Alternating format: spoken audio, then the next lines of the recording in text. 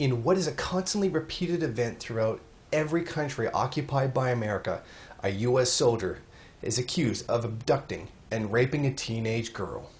In response to the raping of the 18-year-old South Korean woman, the U.S. has placed all American servicemen on a curfew for 1 month. The U.S. Secretary of State for East Asia and Pacific Affairs, Kurt M. Campbell, has publicly apologized for the incident. I'd like to personally and on behalf of the United States government take this opportunity to apologize to the Korean people for the tragic and inexcusable rape. The suspect is a 21-year-old private first class whose name cannot be released by the media. Typically, in rape cases, the accused's name is made public, but because he is U.S. military, it's being hidden to protect his identity. The soldier is said to be from the 2nd Infantry Division deployed north of Seoul near the border with North Korea. According to the South Korean police, the suspect broke into the victim's room in a low-budget motel in Donggungshan on September 24 and raped her. A surveillance camera recorded the soldier breaking in. Police also said that the attacker was drunk and used scissors, a knife, a ballpoint pen, and a cigarette lighter on her.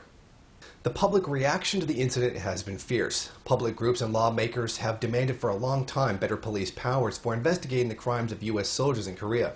Crimes of U.S. soldiers against the Korean population are long-standing and usually unchallenged. One of the worst incidents was in 2002 when an American armored vehicle ran down 2 schoolgirls, killing them. On Friday, Korean police announced that they were investigating another U.S. soldier who was accused of raping a woman and then stealing her laptop computer. Rapes by soldiers of imperialist nations against women of occupied nations is a constant occurrence. The major victims of this are Japan, the Philippines, Korea, and Thailand. A good example is in September 1995 when 3 U.S. Navy seamen kidnapped a 12-year-old Japanese girl, beat her, duct-taped her eyes and her mouth shut, bound her hands before raping her.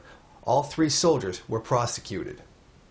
This is a scene repeated over and over again through the history of imperialist occupation. This is the savage nature of imperialism. This is an example of the savage beast imperialism turns people into that Chase spoke about at the UN all those decades ago. According to the South Korean government's official statistics, 50,082 crimes were committed by U.S. soldiers from 1967 to 1998, and that's only because records before that time were not kept. The statistics imply that the actual figure may be higher if taken into account those cases not handled by South Korean police.